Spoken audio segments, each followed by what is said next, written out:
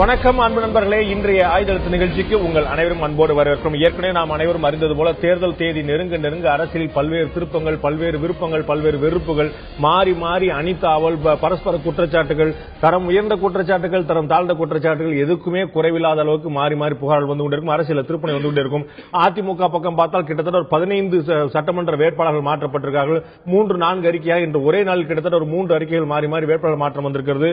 மறுபக்கம் திராவிட முன்னேற்ற கழகம் பற்றி மறுமலர்ச்சி திராவிட முன்னேற்ற கழக பொதுச்செயலாளர் திரு வைகோ அவர்கள் கடுமையான குற்றச்சாட்டை வைத்துக் கொண்டிருக்கிறார். நம்ம முன்னாடி மதிமுக உடைக்க பார்த்தாங்க, இப்ப தேமுதிக உடைக்க பார்க்கிறாங்க.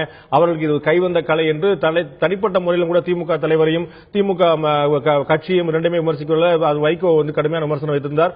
மறுபுறம் மிக சமீபத்திய திருப்பமாக தேசிய முற்போக்கு திராவிட கழகத்திலிருந்து யாருமே எதிர்பார்க்காத சந்திரகுமார் கொள்கை பரப்பு செயலாளராக இருந்த திரு சந்திரகுமார், சட்டமன்ற கொறடாவாக இருந்த திரு சந்திரகுமார் உட்பட சட்டமன்ற உறுப்பினர் திரு பார்த்திபன், திரு சேகர் உள்ளிட்டவர்கள் கிட்டத்தட்ட ஒரு 5 சட்டமன்ற உறுப்பினர்கள், ஒரு 10 மாவட்ட செயலாளர்கள் கிட்டத்தட்ட முன்பின் இருந்தாலும் கூட அவர்கள் அனைவரும் தங்களுடைய அதிருப்தியை வெளிப்படுத்தி நாங்கள் கட்சியிலிருந்து வெளியேறுகிறோம் என்று சொல்லாமல் நாங்கள் கட்சிக்குள்ளேயே இருக்கிறோம், எங்களுடைய அதிருப்தியை, எங்களுடைய வேதனையை நாங்கள் மக்கள் முன்னால் வெளிப்படுத்துகிறோம். விஜயகாந்த் அவர்கள் மாற்று முடிவு எடுக்கணும். 24 மணி நேரம் அவர்களுக்கு ஒரு கெடு விதித்தார்கள். ஆனால் உடனடியாக இவர்கள் செய்தியாளர் சந்தித்த உடனே நேற்றே இவர்கள் அனைவருடைய பதவியும் பறிக்கப்பட்டு அனைத்து பதவிகளுக்கும் வேறு மாற்றங்கள் நியமிக்கப்பட்டார்கள்.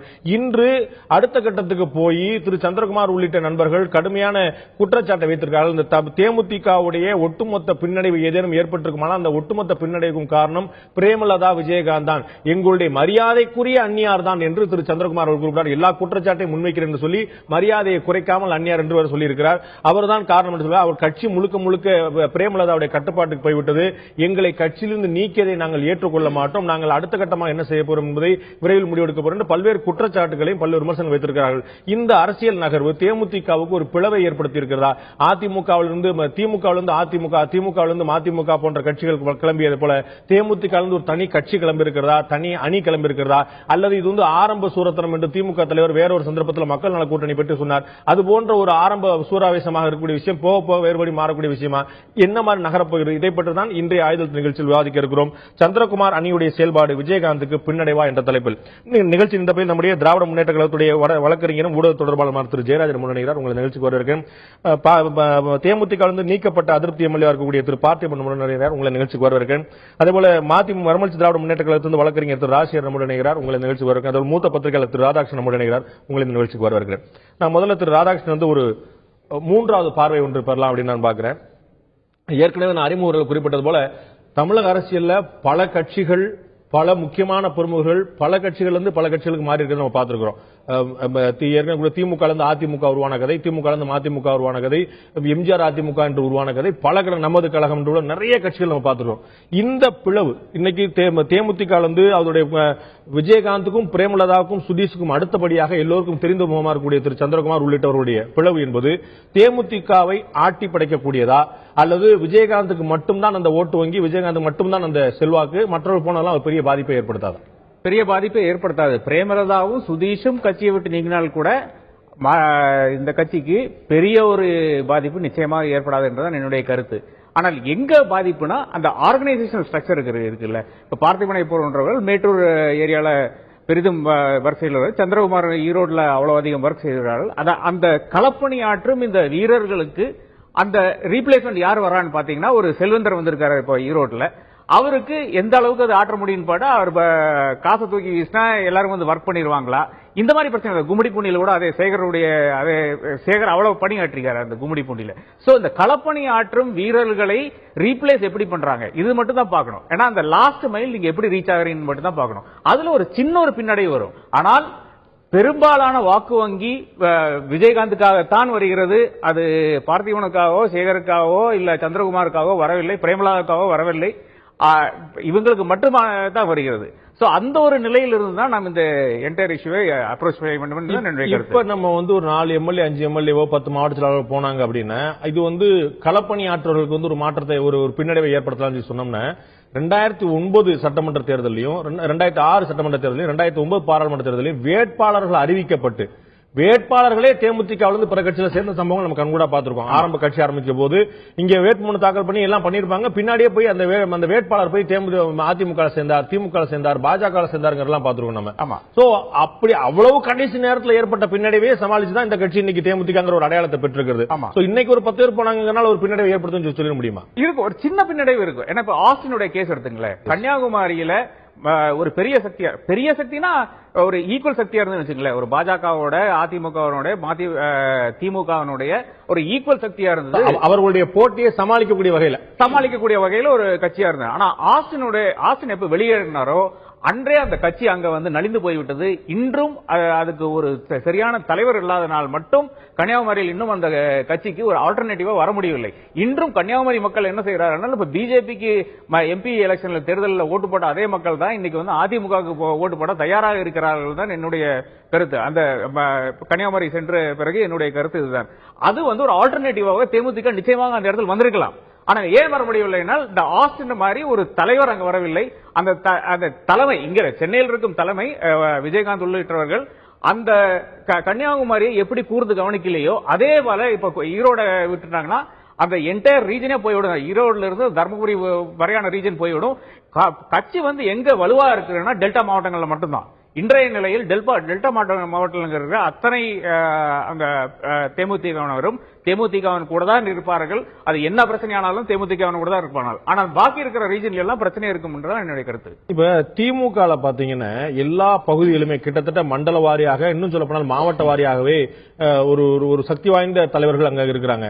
நேரு ஆகட்டும், பொன்முடி ஆகட்டும், வேலு ஆகட்டும், அப்படி ஒவ்வொரு பகுதிக்குமே கே ராமச்சந்திரன் ஆகட்டும், சுரேஷ் பிரபுவா இருக்கட்டும், தாமோ அன்பரசன் ஆகட்டும், எல்லா பகுதியிலுமே வந்து ஊரறிந்த ஒரு செல்வாக்கு பெற்ற தொண்டர்கள் ஒரு முழுமையான பலம் வாய்ந்த ஆள் இருக்கிறாங்க. அதிமுக பாத்தீங்கன்னா அந்த மாதிரி யாரையுமே சொல்ல முடியாது. நீங்க ஜாம்பவான் நினைக்கக்கூடிய நாளைக்கு வந்து அடிப்படை உறுப்பினர் நீக்கப்படுவாங்க. அப்படி தமிழகம் முழுக்க அவர்கள் கிட்டத்தட்ட எல்லா மாவட்ட செயலாளர்களும், எல்லா நிர்வாகிகளும், எல்லா மாநில நிர்வாகிகளும் கூட நீக்கப்பட்டிருக்காங்க, இப்ப ஓரம் கட்டப்பட்டிருக்காங்க, ஒதுக்கப்பட்டிருக்காங்க. ஆனாலும் அந்த கட்சி வலுவா தான் தொடர்ந்து கொண்டே இருக்கு. அதுபோல தேமுதிக 4 பேர் போயிட்டாங்கன்னா அந்த கட்சியே போயிரும், அந்த மண்டலம் பூரா போயிரும், அந்த கொங்கு மண்டலம் பூரா போயிரும், கன்னியாகுமரி போயிருச்சுங்கிற சொல்ல முடியுமா? நிச்சயமாக சொல்ல முடியும். ஏன் நான் சொல்றேன், திமுகவினுடைய தனித்தன்மை என்னவென்றால், இப்போ ஒரு பொன்முடியில் பாத்தீங்கன்னா தொடர்ந்து விழுப்புரத்தில் அவரே தான் கண்டஸ்ட் பண்ணிட்டு வர்றாரு. தொடர்ந்து விழுப்புரம் மக்களுக்கு ஏதாச்சும் கொஞ்சம் நல்லது செய்யறாங்கன்னா பொன்முடினாலதான் வந்தது என்ற ஒரு தோற்றம் இருக்கிறது. விழுப்புரம் அவர் செஞ்சதாக நான் கூறவில்லை, ஆனால் அப்படி ஒரு தோற்றம் இருக்குது.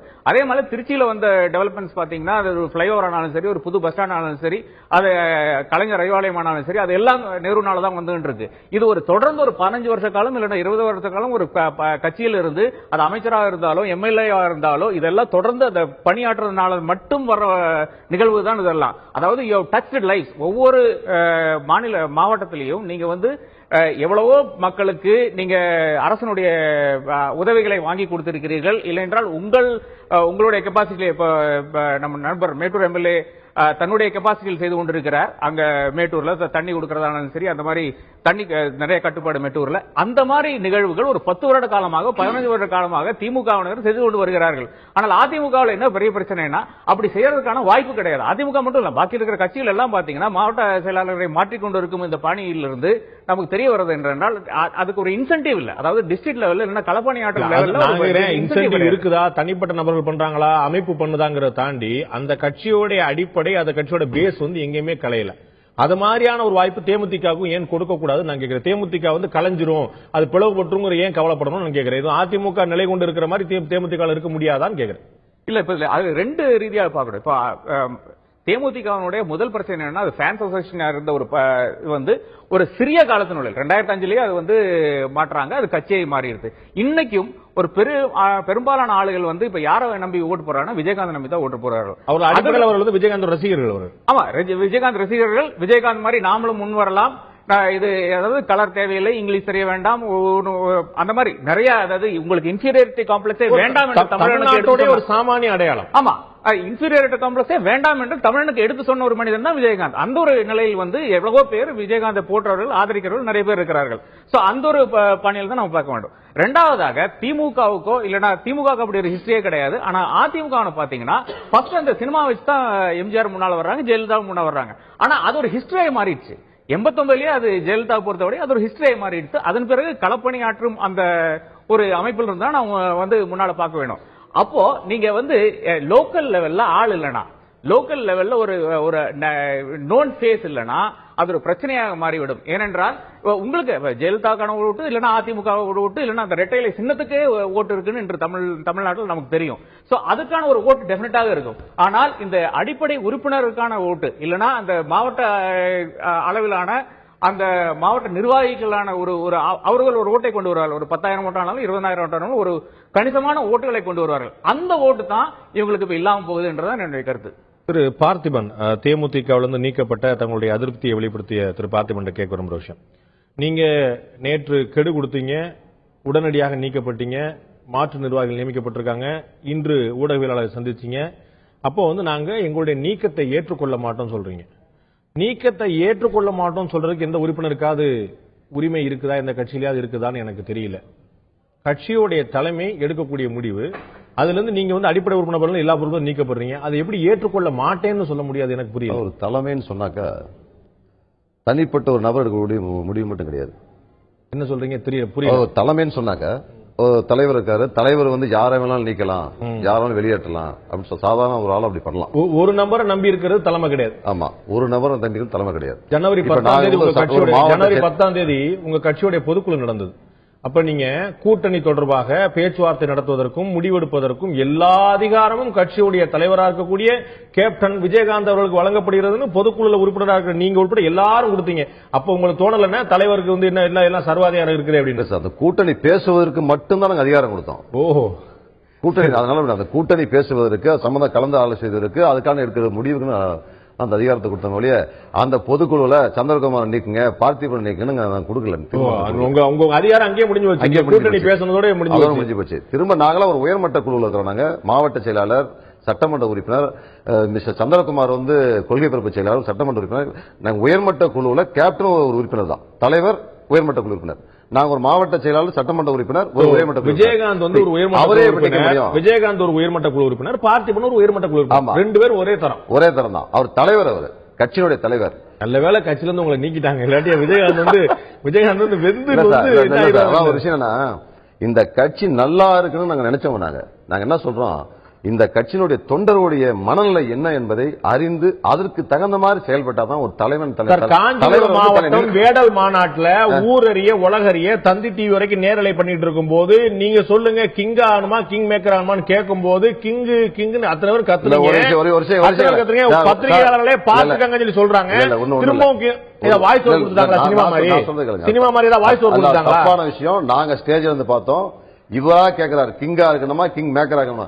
ஃப்ரண்ட்ல ஒரு 500,000 பேர் அவன் என்ன கத்துறான்னு எங்களுக்கே தெரியல.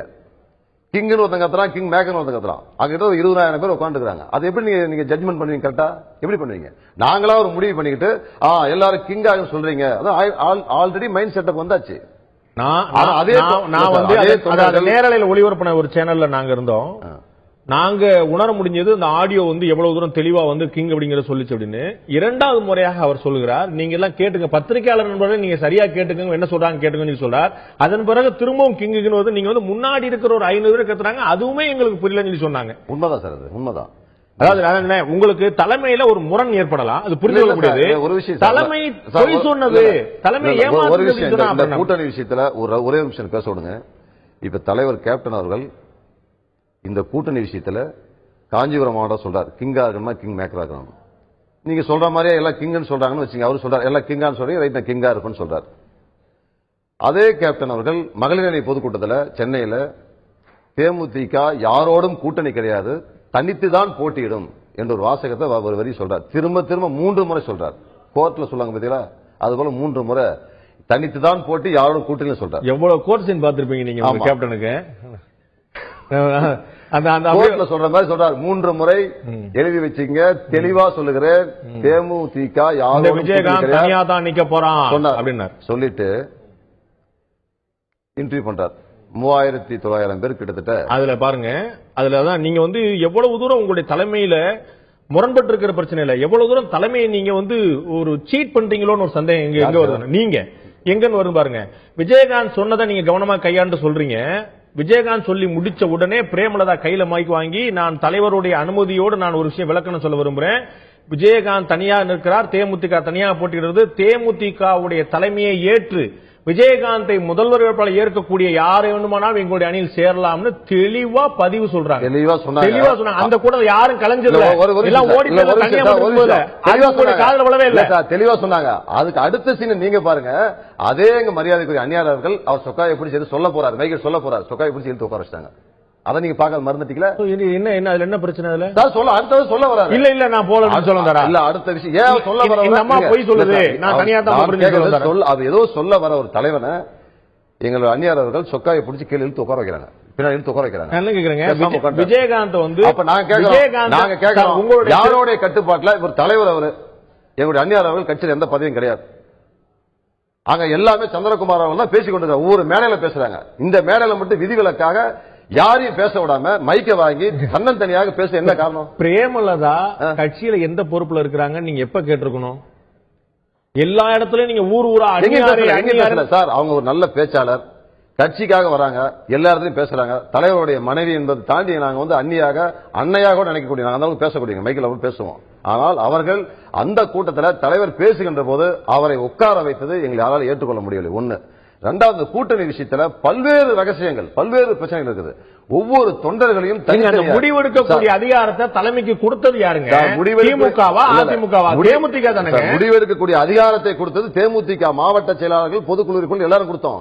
ஆனால் அவங்க எடுத்து ஒரு முடிவு எடுக்கிற ஒரு கேள்வி கேளுங்க. அவர் என்ன கேட்கிறாருன்னா, திமுகவோட கூட்டணி வச்சாதான் சரியா வரும், இந்த மக்கள் நல கூட்டணி இதெல்லாம் எங்கப்பா விளங்க போகுது? யார் எங்க கிட்ட எல்லாத்தையும் உட்கார வச்சு இது விளங்குமா? விளங்காது. இது ஒரு லேகி விற்கிற கூட்டணி, இது போய் பஸ் ஸ்டாண்ட் லேகி விற்கிற கூட்டணி எங்க போய் சக்சஸ் ஆக போகுது? இது அவர் தான் பேசுறாரு.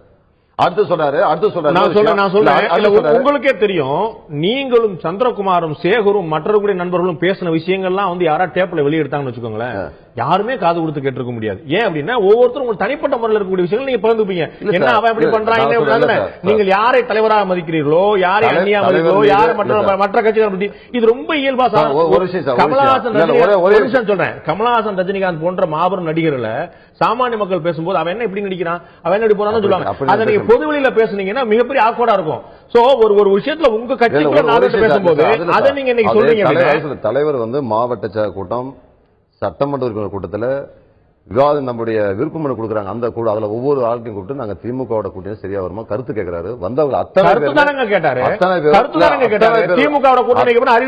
அத்தனை பேரும் மக்கள் 95% விழுக்காடு திராவிட முன்னேற்ற கூட்டணி வச்சாதான் நம்ம 5 ஆண்டு காலம் அதிமுக ஆட்சியில பாதிக்கப்பட்டவங்க. நாங்க ஒவ்வொரு தொண்டனும், நான் ஒரு வழக்கறிஞர், என் மீது 10 வழக்கு போட்டு கோயம்புத்தூர்ல 10 நாள் சிறையில் அடைத்தார். எந்த தவறும் செய்யல.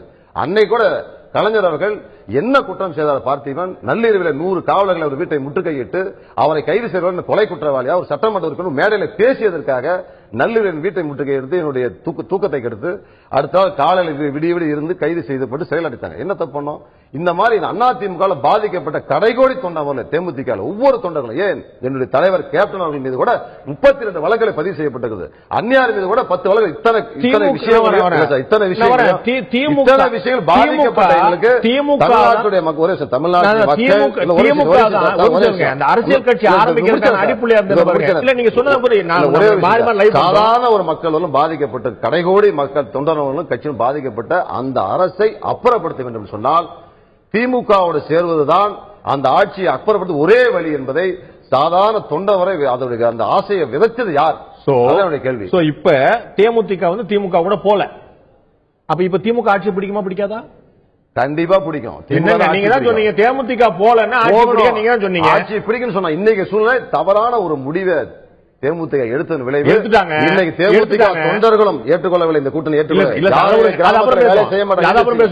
நீங்களும் சொன்னது, சந்திரகுமார் சொன்ன என்ன சொன்னீங்க? திமுகவோட கூட்டணி அமைத்தால்தான் அதிமுக ஆட்சி அகற்ற முடியும். இப்ப தேமுதிக திமுகவோட கூட்டணி அமைக்கல, அப்ப அதிமுக ஆட்சி அகற்ற முடியாது நீங்க சொல்றீங்க. இல்ல இவ்வளவு விஷயம் கேட்டுங்க. இந்த கூட்டணி 2 கூட்டணி சேர்ந்ததா நேச்சர் கூட்டணி, இயற்கையான கூட்டணி அமைஞ்சிருக்கும். இது அமையல. இப்ப என்னாச்சுன்னா பொது தமிழ்நாட்டுடைய ஒட்டுமொத்த மக்களும் இந்த கூட்டணி வாக்களித்தால் மீண்டும் அதிமுக ஆட்சிக்கு வந்துவிடும். ஆகவே இந்த மக்கள் கூட்டணிக்கு வாக்களிப்பதை நம்ம தவிர்த்து திமுக தான் வாக்களிக்க மனநிலைக்கு எல்லாம் வந்துட்டாங்க. ஏன் தேமுதிக தொண்டர்கள் கூட எழுதி வச்சீங்க, தேமுதிக தொண்டர்கள் கூட திமுக கூட்டணி தான் வாக்களிப்பாங்க. கண்டிப்பா தமிழ்நாட்டில் 2016 ஆட்சி மாற்றம் ஏற்படுகிறது, மீண்டும் கலைஞர் ஆட்சிக்கு வருவார் என்பதை இந்த நேரத்தில் தெளிவுபடுத்துறேன். இல்ல நீங்க உங்களுடைய விசுவாசத்தை நான் பாராட்டுறேன். உங்களுக்கு வந்து பெரிய நல்ல எதிர்பார்ப்பு நான் வாழ்த்துறேன். நான் கேட்கிறேன் என்னன்னு, உங்களுடைய ஸ்டேட்மெண்ட்ல முரண்பாடு இருக்குதா இல்லையா நான் கேக்குறேன். நீங்க தேமுதிகவும் திமுக சேர்ந்திருந்தா தான் அதிமுக ஆட்சி அகற்ற முடியும் சொல்றது நீங்க திரு சந்திரகுமார். நீங்களே இப்ப என்ன சொல்றீங்க, தேமுதிக சேரல ஆனால் 2014 ஆட்சி எது சரி? ஒண்ணுதான் சரியா. தேமுதிக தொண்டருடைய மனநிலை, பொதுமக்களுடைய மனநிலை இந்த கூட்டணி அமைந்தால் பெரிய மாற்றம் ஏற்பட நினைச்சாங்க. அந்த எண்ணத்துக்கு மாறாக, தொண்டருடைய எண்ணத்துக்கு மாறாக, பொதுமக்களுடைய எண்ணத்துக்கு மாறாக முடிவெடுக்கப்பட்ட விளைவு அந்த வாக்குகள் அப்படியே அங்க போய் சேரும் என்பதுதான் என்னுடைய கருத்து. தேமுதிக கலந்து 10 மாவட்ட செயலாளர்கள் 5 சட்டமன்ற உறுப்பினர் மட்டுமல்ல, தேமுதிக ஒட்டுமொத்த வாக்குமே கூட திமுக ஆதரவாக மாறப்போகிறது என்பது திரு பார்த்திபனுடைய வாதமாக இருக்கிறது. மறுமலர்ச்சி திராவிட முன்னேற்ற கழகத்தை சேர்ந்த வழக்கறிஞர் திரு ராஜசேகர் நான் கேட்க விரும்புகிற விஷயம், உங்களுடைய கட்சியுடைய பொதுச் செயலாளர் மிக சமீப காலமாக ஒரு 4-5 முறை அதிமுக பொதுச் செயலாளர் 1500 கோடி ரூபாய் அங்க பதுக்கி வச்சிருக்காரு, இங்க பதுக்கி வச்சிருக்காரு சொல்லிட்டே போறாரு. அது ஒரு தனி கதை. இப்ப தேமுதிக அதிருப்தியில தங்களை வெளிப்படுத்தி வெளியேறக்கூடிய உறுப்பினர்கள்லாம் 3 கோடி ரூபாய் வாங்கிட்டாங்க, 2 கோடி ரூபாய் வாங்கிட்டாங்க, காசுக்கு விலை போயிட்டாங்கன்னு சொல்லி சொல்றதுலாம் என்ன லாஜிக் இருக்கு? ஒரு கட்சியுடைய மேடையில ஒரு 2ஆம் கட்டத்தில் 3ஆம் கட்டத்தில் இருக்கக்கூடிய பேச்சாளர்கள்லாம் எல்லானாலும் பேசுவாங்க, அது ரொம்ப இயல்பு. மறுமலர்ச்சி திராவிட முன்னேற்ற கழக பொதுச்செயலாளர் மாதிரி நீண்ட நெடிய அரசியல் அனுபவம் கொண்ட பல முதலமைச்சர்களை, பல பிரதமர்களை பார்த்து அவ்வளவு பழுத்த அனுபவம் கொண்ட ஒருத்தர் அவன் 3 கோடி வாங்கிட்டான், இவன் 3 கோடி வாங்கிட்டான், அவங்களுக்கு கை வந்தகள் சொல்லலாம், என்ன logic? There should not be any proof. இல்ல, முதலாவதாக எங்க பொதுச்செயலாளர் அவர் திமுக தலைவரை கொஞ்சம் அப்பாலஜைஸ் பண்ணி ஒரு லெட்டர் இப்பதான் கொடுத்திருக்காரு, அறிக்கை கொடுத்திருக்காரு. இல்ல அது it shows how magnanimous he is. இது என்னங்க? இல்ல இருங்க நான் சொல்றேன். இது என்ன மெக்னானிமிட்டி? ஒரு நிமிஷம். திமுகக்கு ஃபர்ஸ்ட் ஆஃப் ஆல் அத நீங்க பதிவு பண்ண விரும்புறேன். அவர் இருங்க நான் சொல்றேன். என்னங்க அதாவது எங்க கிட்ட வரும்போது மட்டும் நீங்க அளவே பண்ண மாட்டீங்க பாஸ், அதான் பிரச்சனை. இருங்க நான் லெட் மீ ஸ்பீக். பாருங்க, திமுகக்கு அஃப்கோர்ஸ் டியூ ரெஸ்பெக்ட் டு ஒரு எல்டர்லி பர்சன், ஒரு 5 முறை முதலமைச்சரா இருந்தவர், அவர் பழுத்த அரசியல்வாதி, அரசியல் சாணக்கியன், இப்படிலாம் போற்றப்பட்டவர். தன்னுடைய மகனை கட்சி விட்டு நீக்கிறாரு. அப்ப இந்த லாஜிக்கோ இந்த மாதிரி ஒரு டிபேட்டோ யாரும் வைக்கல. ஏன்னா அவங்களுக்கு வந்தா ரத்தம், மத்தவங்களுக்கு வந்தா தக்காளி சட்னி. யார் சொன்னா? இருங்க ஒரு நிமிஷம். மிஸ்டர் அழகிரிய கட்சி விட்டு அவர் அவ்வளவு பவர்ஃபுல். இப்போ பிரசன்டா there is a big war, cold war DMK நடக்குதுன்றாங்க. அது உட்கட்சி விவகாரம். அதே மாதிரிதான் மக்கள் நல கூட்டணிக்கு கேப்டன் விஜயகாந்த் தலைமை ஏற்று கிங்கா இருக்கணுமா, கிங் திமுக உட்கட்சி பூசல் எப்போ வந்தது? இருங்க நான் சொல்லி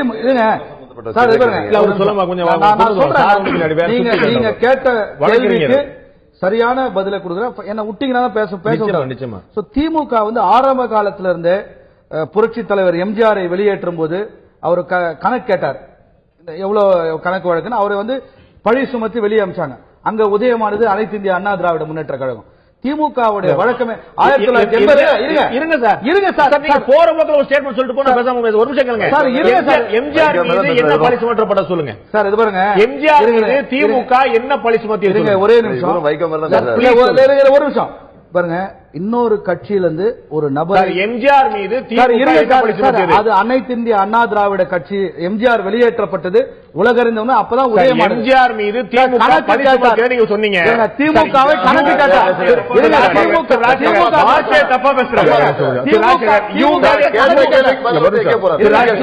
கணக்கு கேட்டார். வெளியேற்ற கட்சி திமுக. ஆனா எம்ஜிஆர் முகத்தை வச்சு ஓட்டு வாங்கின கட்சி திமுக. அந்த மாதிரி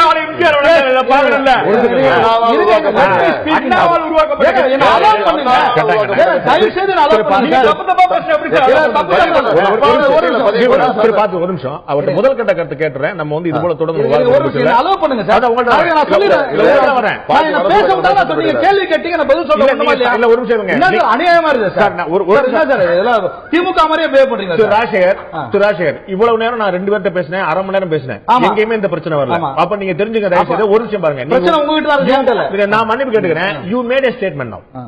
திமுக எம்ஜிஆர் மீது பழி சுமத்தி வெளியேற்று சொன்னீங்க. அந்த பழி என்னன்னு சொல்லுங்க சார். பழி கணக்கு கேட்கிறாரு அப்படின்ற பழியை சுமத்துறாங்க. திமுக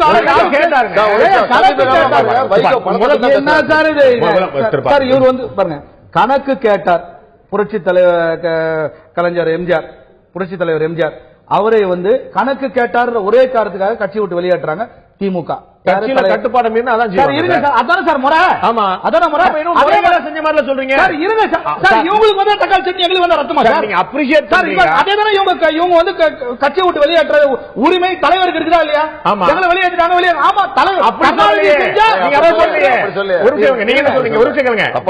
அப்ப மதிமுக பூஜை என்ன சொல்லிருக்கணும்? இருங்க இருங்க, ஒரு நிமிஷம் இருங்க. அதே மாதிரி நான் சொல்ல விட மாட்டேங்க சார். நீங்க மாத்தி சொன்னா தப்பா வருங்க. மதிமுக பூஜை என்ன சொல்லிருக்கணும்? இந்த மாதிரி இவங்க கட்சியோட அதிருப்தி செயல்படுறாங்க, இவங்க நீக்கப்பட்ட சரின்னு சொல்லிருக்கணும். மாறாக கோடி கோடியாக பணம் வாங்கிட்டா சொன்னீங்க. யார் பார்த்தா என்ன சாட்சி? சார் ஒரு நிமிஷம் பாருங்க. பொதுச் செயலாளர் ஒரு விஷயத்தை சொல்றாருன்னா ஆதாரம் இல்லாமல் சொல்லவே மாட்டார். 1500 கோடி ரூபாய் வைக்க வாங்கினது ரெண்டு திமுக காரங்க மத்தியில எங்க போச்சு, யாராவது போச்சு? ஒரு நிமிஷம். ரெண்டு திமுக காரங்களே வச்சிருக்கீங்க. ராஜேவருடைய சத்தம் நம்ம 4 பேராலே போட முடியாது. உங்களுக்கு நினைக்கிறேன். நான் சொல்ல வரேன், அவர்த்தையும் இவற்றை நான் முதல் கட்ட கருத்து கேட்கல. அது கேட்டு வந்து நம்ம இன்னும் 1 மணி நேரம் என்ன பேச விட்டீங்கன்னா உங்க சத்தத்தை பத்தி சொன்னேன், அவர் டப்புனு ஆஃப் ஆயிடுச்சு. நான் வந்து ரொம்ப ஹம்பிளா ஒரு விஷயத்தை சொல்றேன். திமுக வந்து 1980ல காங்கிரஸ் கூட்டணி வைக்கும் போது என்னாச்சு? 114 சீட் கொடுக்குறாங்க.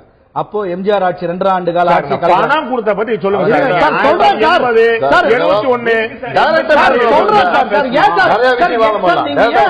அதாவது 3 பேர் திமுக வேணாலும் சமாளிக்க சார். இப்ப நான் நீங்க நடுநிலையாளர் நீங்க பேசணும். ஐயா நீங்க வந்து என்ன நான் நடுநிலையாளர் நினைக்கிறீங்க? திமுக அறிவாலயத்தில் இருக்கிற மாதிரியே ஒரு ஃபீல் இருக்கு. நான் தந்தி டிவி ஸ்டுடியோல இருக்கேன் நினைச்சு பேசிட்டு இருக்கேன். அறிவாலயத்தில் இருக்கிற ஒரு இம்பாக்ட் கொடுத்துட்டு இருக்கீங்க. கொஞ்சம் 2 பேர் எக்ஸ்ட்ரா சொன்னீங்க. ஒரு நிமிஷம் சார், நான் என்ன பேச விடுங்க சார். திமுகக்கு இந்த மாதிரி குடியை கெடுக்கிறது, கட்சியை உடைக்கிறது, இந்த மாதிரி மத்த கட்சியில இருந்து ஆளை கூட்டு வர்றது, விலை கொடுத்து வாங்குறது, மிரட்டுறது, அடிக்கிறது, பிடிக்கிறதுலாம் காலகாலமா செஞ்சுக்கிட்டு இருக்க வழக்கம் பழக்கம் ஒன்று. ஆனா இப்ப என்ன காலம்னா சேட்டலைட் மீடியா காலம். நீங்க எதுனாலும் லைவ் போடுறீங்க. டிபேட்னா live, WhatsApp, Twitter, Facebook, Instagram எல்லாத்துலயும் வந்துச்சு. இந்த அரசியல், இந்த சீப் அரசியல் மக்கள் மன்றத்தில் எடுபடாது சார். மக்கள் இவங்க என்ன பண்றாங்கன்னா they are spoiling the reputation of DMK. Periyar உருவாக்கின திமுகவை, அண்ணா உருவாக்கின திமுகவை இந்த மாதிரி கூட்டணிகளை பெரியார் சப்போர்ட் எங்க அண்ணாவுக்கு வந்த போது பெரியார் கொள்கைகளை கொண்ட திமுக, பெரியார் கொள்கை அண்ணா உருவாக்கின திமுகவை ஒரு நிமிஷம் அண்ணா கொள்கை ஒன்று சொல்லுங்க. என்ன சொல்லுங்க?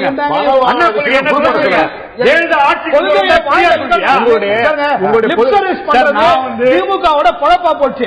இப்ப வந்து மருமகன்களும் மகன்களும் பேரப்பிள்ளைகளும் கட்சியை குட்டிச்சோறு எல்லா சந்தோஷமா இருக்கான். ஏன்னா மக்கள் விரும்பும் கூட்டணியை செய்து விட்டார். மக்களோடு கைகோர்த்து விட்டார். முதல் முறை கேப்டனை பாராட்டுகிறார்கள். திமுக தொண்டன் பாருங்க 2 லட்சம் தமிழர்களை கொன்று குவித்த காங்கிரசும் திமுகவோடு கூட்டணி இந்த மாதிரி சூழ்நிலையில திமுக தொண்டனும் காங்கிரஸ் தொண்டனும் மன வலியோடு மன வேதனையோடு இந்த கூட்டணி அமைச்சது கடுமையாக விமர்சனம் செய்து கொண்டிருக்கிறார். தெரியுமா உங்களுக்கு? அதை பற்றி விவாதம் செய்ய தயாரா? நான் இப்ப என்ன செய்ய போறேன் தெரியுமா? உங்கள்ட்ட கேள்வியை கேட்காம நான் அடுத்த பக்கம் போறேன். ஒரு நிமிஷம் ஒண்ணே வெளிப்படையா பேசுங்க. உங்களுடைய கேள்விக்கு நான் பதில் சொல்ல முடியாது பாண்டேன்னு சொல்லுங்க. Let us skip it. நான் கேட்ட கேள்வி வேற.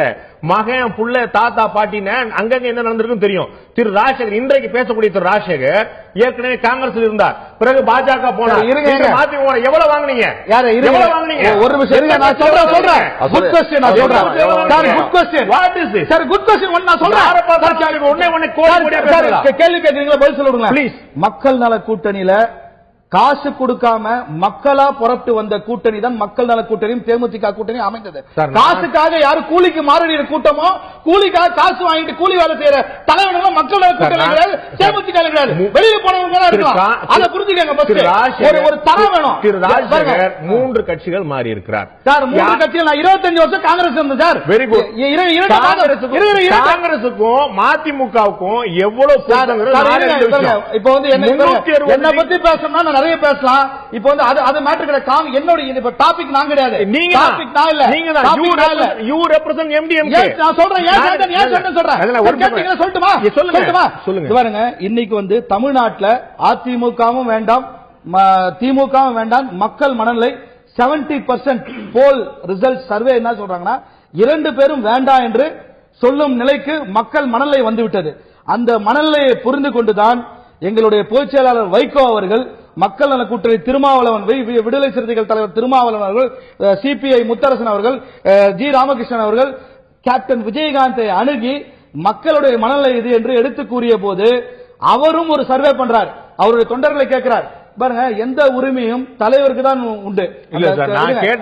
தலைவருக்கு முடிவை ஒரே விஷயம் தேமுதிக தொண்டை ஒருத்தன் கொண்டிருக்கானா எல்லாரும் இவங்களை செருப்பா அடிக்கலாம் போனவங்க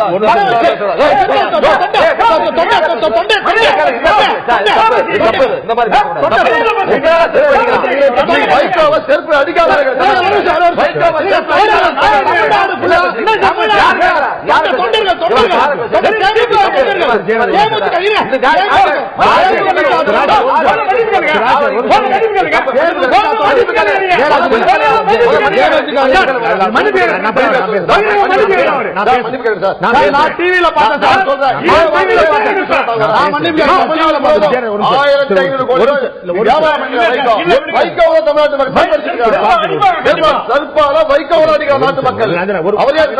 அவர் பண்ற தவறுக்கு மாறிமா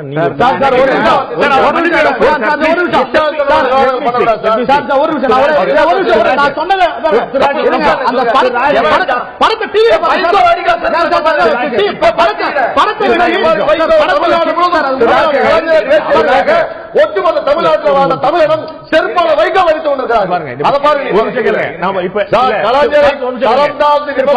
காரணத்திற்காக தமிழ்நாட்டில் 7 கோடி தமிழனும் கலைஞரை விமர்சனம் செய்திருக்காங்க. வைகோவை செருப்பால் அடித்து அடுத்தடுத்து கொண்டு திரு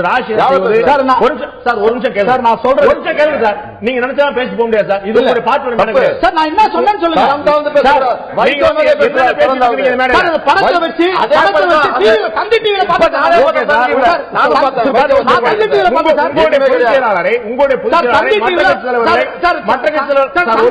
படத்தை நான் கேட்கிறேன் தமிழகம் செருப்பால் அடித்து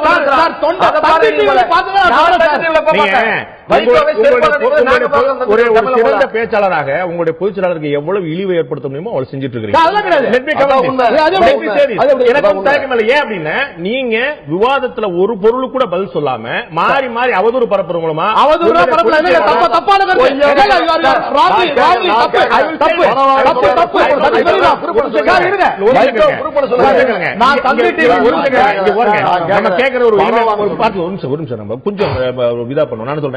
ஒரே ஒரு கேள்வி நான் 15வது முறையா கேட்கிறேன்.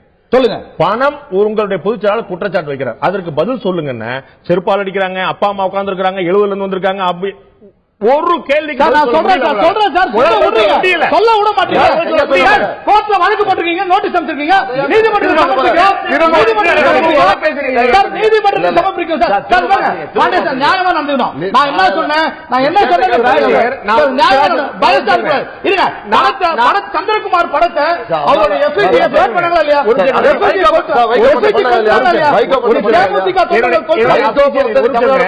என்னுடைய அபிஷியல் கெபாசிட்டி மீறி நான் பர்சனலா ஒரு தகவல் சொல்றேன். முடி அப்படிங்கிறதுக்கு மாற்று வார்த்தை ஒண்ணு இருக்குது. முடின்னு சொன்னா யாருமே வருத்தப்பட மாட்டாங்க, அந்த வார்த்தை சொன்னா எல்லாருமே டென்ஷன் ஆவாங்க. சோ நீங்க பாக்குறதை எல்லாம் கேட்கறதை எல்லாம் சொல்வதற்கு இது வந்து டிவி நியூஸ்ல வந்து நான் சொன்னேன் சார். டிவி நியூஸ்ல சொன்ன உடனே எவ்வளவு கோவம் வந்துச்சு. இது நியூஸ்ல வந்து sir. Do you have any proof? டிவில நியூஸ் சந்திரகுமார் படத்தை வச்சு தேமுதிக செருப்பால் அடிச்சு இல்லையா? அது நான் பார்த்து சொன்னேன் சார். நீங்க என்ன முடிவு பண்ணிட்டீங்க? தேமுதிக சந்தோஷமா தமிழ்நாட்டிலாலேயோ மக்கள் நல கூட்டணியாலோ கேள்விகளுக்கு பதில் சொல்ல முடியாது. நீதிமன்றத்தில் வழக்கு போட்டிருக்காங்க. வழக்கு வரும்போது ஒரே கேள்வி பைசா வாங்கியிருக்காங்கன்னு சொன்னீங்கல்ல. Prove that. Prove it. We will prove it in the appropriate forum. We will prove it in the appropriate forum.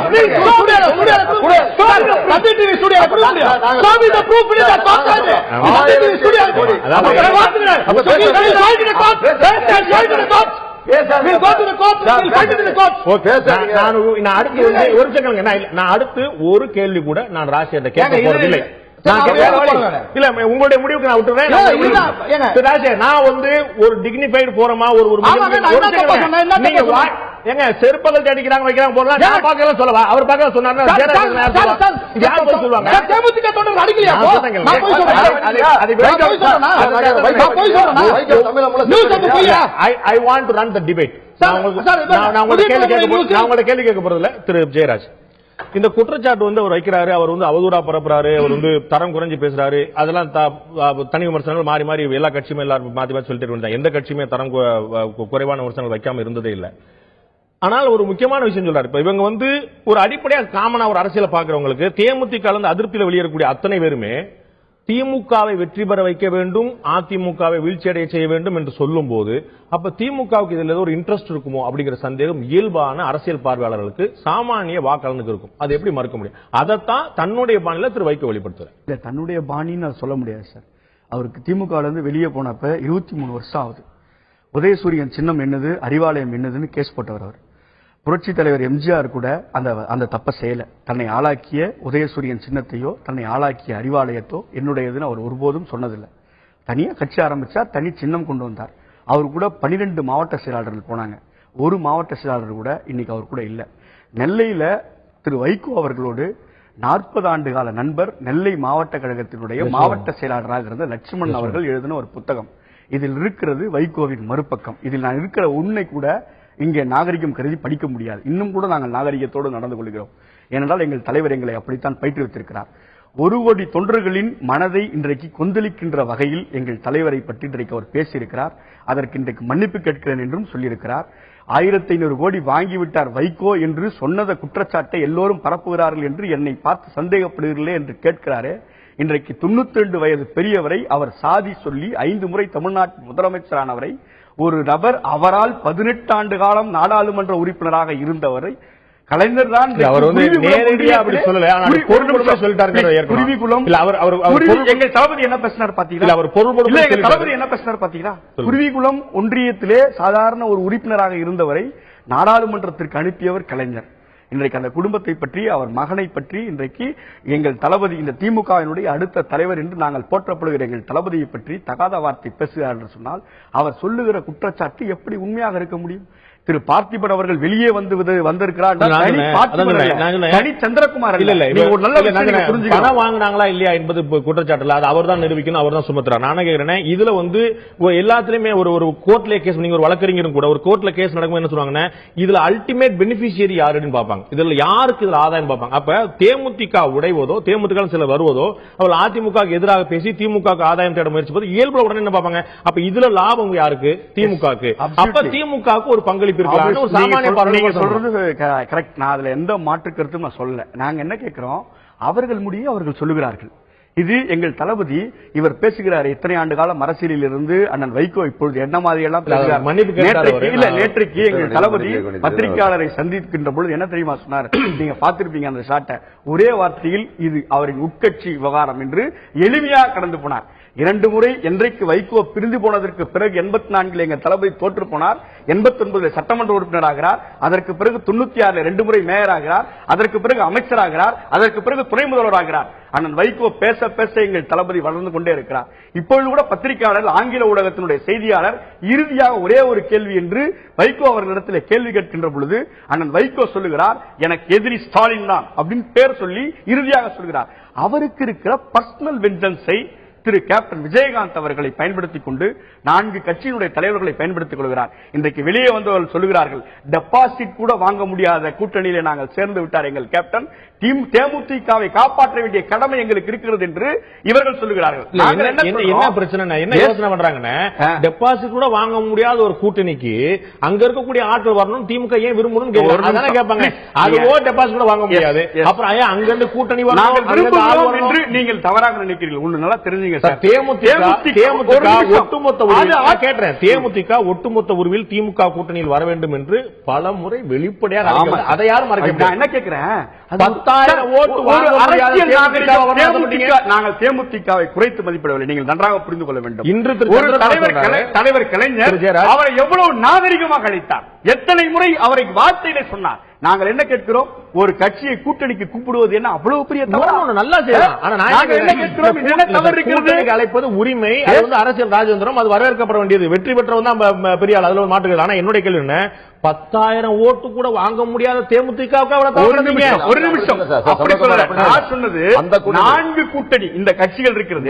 திரு வைகோ அவர்கள் விளாத்தி குளத்திலே இருக்கிறார், எவ்வளவு 3வது இடத்தில் வருகிறார். தன்னுடைய சொந்த தொகுதியிலே நாடாளுமன்ற தேர்தலிலே 3வது இடத்துக்கு போகிறார்.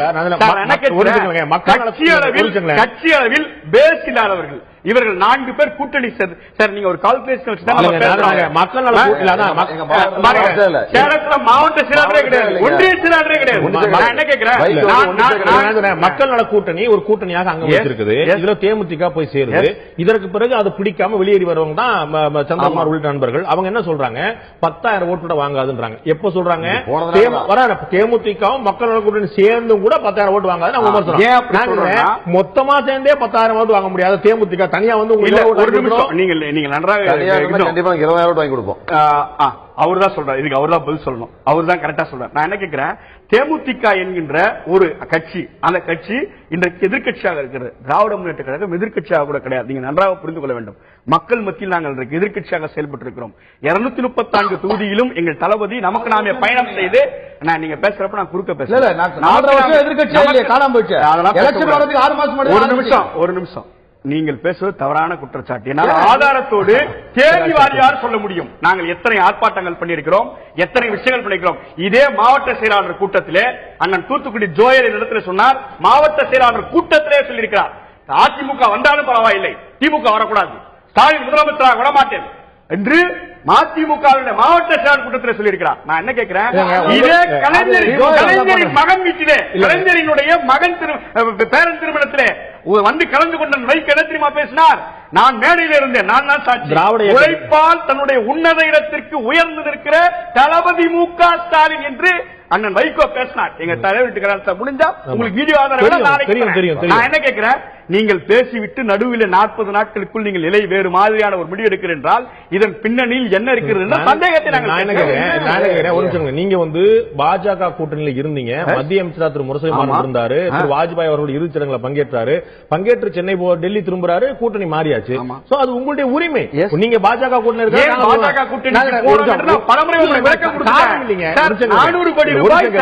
இந்திய தேர்தல் 13 என்னுடைய கேள்வி நீங்க உள்வாங்கல. நான் சொல்றது உங்களுடைய உரிமை. நீங்க ஏன் போனீங்க நான் கேட்கல. பாஜக நல்ல கட்சியா, நீங்க அங்க ஏன் கூட்டணி உங்களுடைய சித்தாந்த ரீதியா ஒன்று நான் கேட்கல. நான் கேட்கறது பாஜக கூட்டணி பின்னாடி காங்கிரஸ் கூட்டணி, அது உங்களுடைய உரிமை. அதுபோல திமுக வர வேண்டும் நினைக்கிறார், வேண்டாம் அதிமுக வரட்டும் நினைக்கிறார், அவருடைய உரிமை. நீங்க என்ன சொல்ல வரேன்னா, அரசியலில் யார் வேண்டுமானால் எந்த முடிவு வேண்டுமானால் எடுக்கலாம் சார், அதுல எந்த மாற்று கருத்தும் இல்லை. நிரந்தர நண்பன் வந்து வாங்கின காசுக்கு மேல ஏன் இவர் கூறார்ன்ற கேள்விதான் எங்களுக்கு. நீங்கள் அதிகம் நான் என்ன கேட்கிறேன், இவர் என்ன, இவருடைய பழக்கம் என்ன, எப்பொழுதும் இப்படித்தான் பேசுகிறார், எப்பொழுதும் இப்படித்தான் நடந்து கொள்கிறார். வைகோ திரு மோடி அவர்களை பெரியார் கீக்குள்ளாக போன முறை நாடாளுமன்ற தேர்தலில் சொன்னார். இப்ப இதே தவற பண்றார். நாங்கள் என்ன கேட்கிறோம், திமுகவில் இருந்து வெளியேறியவர்கள் திமுகவை பத்தி பேச வேண்டிய அவசியம் என்ன? நாங்கள் கேட்கிறோம், எங்கள் உட்கட்சியில் திமுகவிலிருந்து வெளியேறியவர்கள் திமுக பற்றி பேசுவது எனக்கு அவசியம் இல்லை கேட்கிறீங்க. அவங்க என்ன, நான் என்ன கேட்கிறேன், தேமுதிக வெளியேறியவர்கள் திமுக பேச தேர்தல், இது தேர்தல் களம், இது இங்கே களம் இருக்கிறது. அட்டை கத்தி வீரர்களுக்கு இடம் கிடையாது, வால் வீசுகிறவர்களுக்கு தான் இங்க இடம். நாங்க என்ன சொல்றோம், இங்க நீங்க ஜார்ஜிகா பேசுங்க, அதிமுக அடுத்த வாக்கு வாங்கி எந்த கட்சி பெரிய கட்சி? 1.5 கோடி தொண்டர்களிலே 1,63,000 கிளைக்கழகங்கள் எங்களிடத்தில் இருக்கிறது. அதிமுக அடுத்து கிளைக்கழகங்கள் எங்களுக்கும் அதிமுக தமிழ்நாட்டில் அதிமுகவும் திமுக தான் இருவரும் திராவிட கட்சிகள் யாருமே மறுத்து சொல்லல.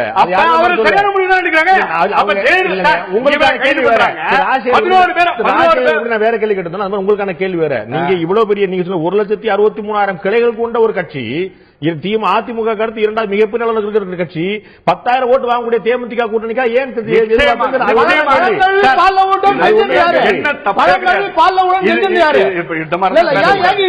எப்படி தப்பா ஏற்கனவே அவர் வந்து மன்னிப்பு கேட்கணும் நான் சொன்னேன், அதையும் நீங்க கேட்கல. நம்ம அவர் ஏற்கவே இல்லைங்கிற உங்களுக்கு நான் என்ன கேட்கிறேன், இப்போ தெளிவாக நாம் கேட்கின்ற ஒரே ஒரு கேள்வி, அப்படியான அரசியல் ராஜதந்திர நடவடிக்கையாக நீங்களே பார்க்க கூடாது. அதை 10,000 வாக்கு கூட ஒரு சட்டம் போன முறை திமுகவினர் அதிமுக எங்களிடம் பிரித்த ஓட்டு எவ்வளவு தெரியுமா? சில 63 தொகுதிகளில் நாங்கள் 5,000 வாக்குகளில் தோற்றிருக்கிறோம். போன முறை தெரியுமா உங்களுக்கு? 63 5,000 to 10,000 63 தொகுதியில். அப்ப உதிகள் வாங்கினத்தானே அந்த 5,000 10,000 தேர்தல் காலத்தில் முக்கியமான ஓட்டு அல்லவா? அது ஏன் ஒரு தலைவர் அதை கன்சிடர் பண்ணக்கூடாது?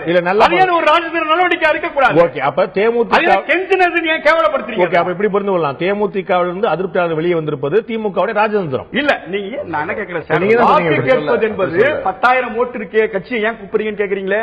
ஒரு தொகுதிக்கு 10,000 ஓட்டு முக்கியம் இல்லையா? நான் அதான் கேட்கிறேன். ஒரு தேர்தல் கலசம் என்பது நாங்கள் வெளியில நான் அந்த வார்த்தை சொல்றேன், நான் மன்னிக்கணும். அம்மனமாக நிற்கிறவர்கள் என்ன வேணா பேசலாம், அதாவது நடுத்தரில் நிற்பவர்கள் என்ன வேணா பேசலாம்.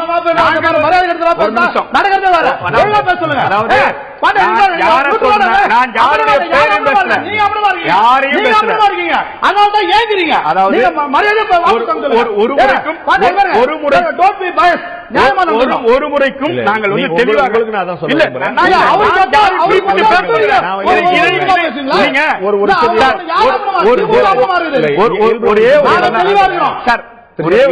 மனநோயாளிகளை போல முதல்ல நம்ம பேசி பழகக்கூடாது.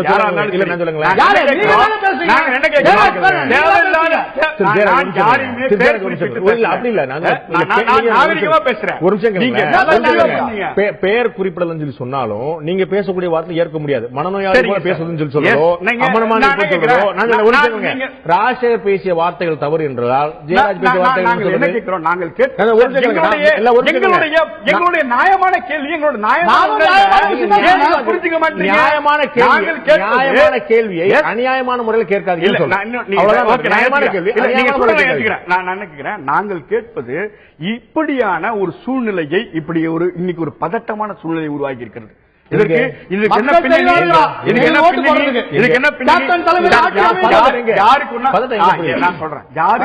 யாரு வேணுமானால் வாக்களிக்கலாம். நான் சொல்றேன் சார், இன்னைக்கு எங்கள் மனம் கொந்தளித்து போனது காரணமா இல்லையா?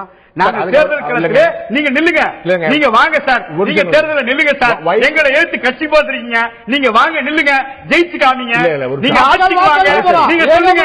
நாங்கள் கேட்பது மண்குதிரைகளை ஒருபோதும் மக்கள் ஏற்றுக்கொள்ள மாட்டார்கள் சார். ஓடுற குதிரையில ஒரு விளையாட்டுக்கு போனீங்கன்னா கூட, ரேஸுக்கு போனீங்கன்னா கூட ஓடுற குதிரையில பணம் கட்டுவீங்க. நீங்கள் ஓடுகின்ற குதிரையில் தான் கட்ட முடியும் பணம். நீங்கள் வந்து நாங்கள் கேட்பது மூழ்குகிற குதிரையிலோ மூழ்குகிற கப்பலிலோ யாரும் பணம் கட்ட மாட்டார்கள். நாங்கள் தெளிவாக இருக்கிறோம். எங்கள் சாதனை, எங்கள் தேர்தல் அறிக்கை, எங்கள் தலைவர் கலைஞரின் பிரச்சாரம், தளபதியின் பிரச்சாரம், மூன்றும் எங்களை ஆட்சி கட்டிலே கொண்டு போய் உட்கார வைக்கும். இன்றைக்கு இருக்கிற ஒரே அஜெண்டா என்ன தெரியுங்களா சார்? ஜெயலலிதா அம்மையார் வீட்டுக்கு போனோம், அவ்வளவுதான். மக்கள் அதைத்தான் இன்றைக்கு பார்க்கிறார்கள். அதற்காக என்ன திமுக வந்து ஓடுற கப்பல்லையும் ஓடுற குதிரையில் தான் முதலீடு செய்யும் அப்படின்னு சொல்லியிருக்காங்க. ஓடுற கப்பல் எது, ஓடுற குதிரை எது அப்படிங்கிற அதற்காக எதனாலும் செய்யலாமா அப்படிங்கிறது தான் இந்த அரசியல் ராஜேந்திரமா இல்லாட்டி அரசியல் தரந்தாழ்ந்து போகிறதா அப்படிங்கிறது இருக்குது. எல்லா கட்சியிலும் மாறி மாறி விமர்சனம் செய்யக்கூடிய பார்க்கிறோம். இப்போது 10 பேர் வெளியேறி இருக்கிறார்கள், உடனடியாக அவர்கள் வந்து நீக்கம் செய்யப்பட்டிருக்கிறார்கள். இதற்கு முன்னால் இதே போல கிட்டத்தட்ட 8 சட்டமன்ற உறுப்பினர்கள் ஒவ்வொருத்தராக அதிமுக பக்கம் போனார்களே, அதிமுக தங்களுடைய தொகுதி பிரச்சனைகளுக்காக போயிருன்னு சொன்னார்கள். அதன் பிறகு ஒட்டுமொத்தமாக கட்சி மாறினார்கள், ஒட்டுமொத்தமாக எங்களுடைய பிராண்டை மாற்றுங்கள் என்று கேட்டார்கள். அப்போதெல்லாம் ஏன் விவாதம் வரவில்லை? அப்போதும் இப்போதும் ஏன் விஜயகாந்தோ பிரேமலதாவோ இதை பற்றி எதுவும் பேச மறுக்கிறார்? திரு பார்த்திபன் கேட்க விரும்புகிற விஷயம், தேமுதிக ஆரம்பிக்கப்பட்ட நாளிலிருந்து அதனுடைய அடிப்படை லட்சியமாக இருந்தது திமுக அதிமுகவுக்கு மாற்று விஜயகாந்துடைய தலைமை. இதுதான் 2006ல ஒரு ஆளாவே இல்லாத எல்லாருமே போட்டியிட்டது. 2009ல யாருமே இல்லாத போட்டிட்டது. இன்னும் சொல்ல போனா டெல்லியில நடந்த தேர்தலில் போய் போட்டியிட்டது. இது எல்லாமே எதுக்காக நடந்துச்சுன்னா தேமுதிக அப்படிங்கறதுக்கான தனி அடையாளம் கிடைக்கணுங்கிறதுக்காக. இந்த தேர்தலில் முதல் முறையா பாஜக, நாம் தமிழர் இயக்கம், பாட்டாளி மக்கள் கட்சி, மக்கள் நல கூட்டணின்னு பலர் வந்து திமுக அதிமுக இல்லாத அப்படிங்கிற ஒரு சிந்தனை கிளப்பி முன்னேறி போயிட்டு இருக்காங்க. அப்ப அதுல போய் விஜயகாந்த் சேர்ந்தது வெற்றி பெறுதா இல்லையாங்கிறது வேறு விஷயம். நீங்கள் கொண்ட அடிப்படை லட்சியத்துக்கு இதுதான் சரியான சமயம், இதுதான் சரியான வித்து. அதை விட்டுட்டு இப்ப நாங்க போய் திமுகவோட போனோம்னு சொல்லி சொன்னா பாட்டாளி மக்கள் கட்சி மீதும் மறுமலர்ச்சி திராவிட முன்னேற்ற கழகம் மீது என்ன குற்றச்சாட்டு வைக்கப்பட்டதோ மாறி மாறி கூட்டணி வைக்கிறாங்கன்னு வச்சு அதே குற்றச்சாட்டுக்கு தேமுதிக உள்ளா இருக்காதா? என்ன விஷயம்னா நீங்க சொன்ன ஒரு விஷயத்தை முக்கியமா எடுத்துக்கணும். தேமுதிக ஒவ்வொரு தொண்டருடைய நோக்கம் என்னன்னு சொன்னாக்கா, தலைவர் கேப்டன் அவர்களை தமிழ்நாட்டுடைய முதல்வராக கொண்டு வரணுங்கிறது எங்களுடைய எண்ணம். அதுல மாற்றுக்கிறதே கிடையாது. அதற்காக தான் இந்த இயக்கம் தோற்றப்பட்டு ஒரு மாற்று அரசியல் வரணும் தமிழ்நாட்டில். திமுக கூட்டணிக்கு போனா விஜயகாந்த் முதல்வர் அறிவிப்பாங்க. ஒரு விஷயம் அதுக்கான, அதாவது என்னன்னா, நாங்க அதுக்கான சூழல்கள் பல கட்டங்கள் அதுக்கான சூழல் அமைந்த போது கூட அதை தவற விட்டுட்டோம். இப்ப இந்த விஷயத்துல இப்ப வர நடக்கிற ஒரு விஷயம் என்னக்கா, 2011 அப்ப இருந்த அரசியல் சூழ்நிலை காரணமாக ஒட்டுமொத்த தேமுதிக தொண்டர்களும் அதிமுக கூட்டணிகள் சொன்னாங்க. அப்ப எங்க தலைவர் உடன்பாடே கிடையாது. ஆனா தொண்டர்களுடைய மனநிலையை புரிந்து கொண்டு அந்த முடிவு எடுத்தார். அதன் விளைவுதான் தமிழ்நாட்டுடைய எதிர்க்கட்சி அந்தஸ்து கேப்டன் கிடைத்தது. அதற்கு பிறகு 5 ஆண்டு காலம் தேமுதிகவை அழிக்க வேண்டும், தலைவரை அழிக்க வேண்டும், எங்களை போன்றவர்கள் எல்லாம் அழிக்க வேண்டும் என்று சொல்லி அதிமுக அரசு முனைப்பு காட்டி வருகின்ற சூழ்நிலையில, இவ்வளவு பாதிப்பு ஏற்படுகிற சூழ்நிலையில தலைவர் அவர்கள் இந்த 5 ஆண்டு காலம் தன்னை முன்னிலைப்படுத்தி இந்த தமிழ்நாட்டு ஒரு மாற்று அரசியலை உருவாக்கக்கூடிய சூழலை தவறவிட்டார். ஒத்துக்கிறோம், தவறவிட்டார். இல்லங்க, இன்னைக்கும் இன்னைக்கு திமுக கூட்டணிக்கு போயிருந்தாருன்னா ஒரு முதல்வர் வேட்பாளர் ஆக முடியாது. விஜயகாந்த் முன்னிறுத்தி எங்க தலைவர் முதல்வராக வருவதற்கு எங்களை போல சந்தோஷப்படக்கூடிய ஆள் இந்த நாட்டில் யாரும் இருக்க முடியாது. அதுக்கான சூழல்கள் இப்ப இல்லங்கிறோம். ஆக முடியாது. நாங்க என்ன சொல்றோம், இப்ப எதிர்க்கட்சி தலைவர் 2016 ஆட்சியில் பங்கு, 2022 தலைவர் கேப்டன் அவர்கள் நாட்டு தேதிக்கு 5 நாள் முன்னாடி 30ஆம் தேதி உங்களுடைய அணியுடைய தலைவராக திரு சந்திரகுமார் அவர்கள் அதிமுக திமுக மாற்றாக கேப்டன் விஜயகாந்த் அவர்கள் ஆட்சியை பிடிப்பார் அப்படின்னு கோபாவேசமா பேசினார் சார். எல்லாரும் முன்னாடியும் 5 நாள் முன்னாடி சார் ஒரு விஷயம் சார் பேசினாரு. இது ஒரு விஷயம் என்னன்னாக்கா, இந்த முடிவு எடுக்கும் போது 24ஆம் தேதி ஒரு கடிதத்தை சந்திரகுமார் அவர்கள் கேப்டன் சொல்றார், கையெழுத்து நாங்களாம் போட்டு கொடுக்கிறார். தலைவரே, இந்த முடிவு ஒட்டுமொத்த தேமுதிக தொண்டர்களையும் பெரிய வைப்ரேஷன் ஏற்படுத்தி எல்லா மாவட்டத்தையும் கண்ணீர் விட்டு அழுகிறார்கள், ஒன்றிய அழுகிறார்கள், கதறுகிறார்கள்.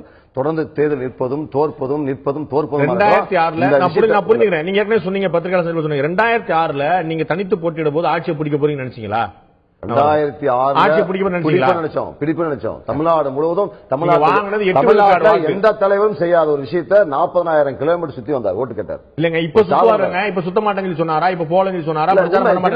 2006 தேமுதிக என்ன செய்யும் யாருக்குமே தெரியாத போது நீங்க எல்லாம் கூட இருந்தீங்க. 2009 பாராளுமன்றத்துக்கு நமக்கும் எட்டி வகைக்கு தூரம் கூட இல்லாத போது நீங்க எல்லாம் கூட நின்று போராடினீங்க. டெல்லியில் நடந்த தேர்தலில் போய் போட்டிட்டீங்க, அதுக்காக போய் பிரச்சாரம் பண்ணீங்க. அப்ப நமக்கு அங்கே ஆட்சியை பிடிக்கணும்னு நினைச்சீங்களா? ஆனால் அரசியல் அடுத்தடுத்த அடிச்சொலியில் எடுத்து வைக்கணும்னு சொல்லி முயற்சி பண்ணீங்க.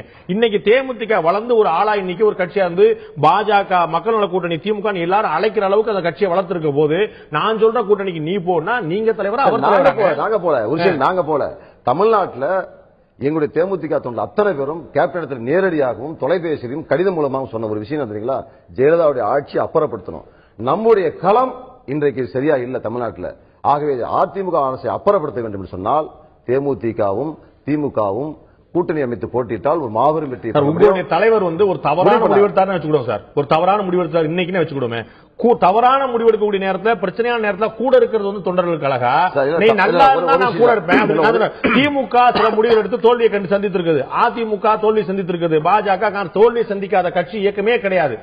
அப்பெல்லாம் நான் வெளியே போயிருந்தேன்னு சொன்னா அவர்கள் தொண்டர்கள் லாபம் சம்பாதிக்கிறாங்க பேரா. மாவட்ட செயலாளர் கூட்டத்தில் பொதுக்குழு கூட்டத்தில் சட்டமன்ற அத்தனை பேருக்கு கருத்தையும் கேட்ட பிறகு இந்த முடிவு நல்ல முடிவை எடுப்பேன், திமுகவோட தான் கூட்டணி என்று சொல்லிவிட்டு ஊடகங்கள் அத்தனையும் கடந்த 3 மாதமாக திமுக பேசிக் கொண்டிருக்கிறார், கூட்டணி வரும் என்ற செய்தியை விதைச்சிட்டார். தமிழ்நாடு சந்திரகுமார் அவர்கள் அறிக்கை வாயிலாகவும் நாங்க 59 சீட்டு மத்ததெல்லாம் பேச்சு வருது, அதெல்லாம் நாங்க யாரோடையும் பேசலன்னு சொல்லி திரு சந்திரகுமார் அவர்கள் சொன்னாரு. சந்திரகுமார் இன்றைக்கு அவருடைய பேட்டியில தெளிவா சொல்லிட்டார். அந்த பேட்டியை தலைவர் கேப்டன் அவர்கள் வாசிக்க சொன்னார், அதை நான் வாசிச்சேன், அவ்வளவுதான், எனக்கு சம்பந்தம் இல்லை. இப்ப யார் வாசிக்க சொன்னா? இப்ப எதை இப்ப யார் வாசிக்கல? எங்களுடைய மனக்குமல் தமிழ்நாட்டில் ஒட்டுமொத்த தமிழ்நாட்டில் வாசிக்க சொன்னது தேமுதிக தொண்டர்களுடைய குரல். நான் சொல்றேன், ஒரு நிமிஷம் கேளுங்க.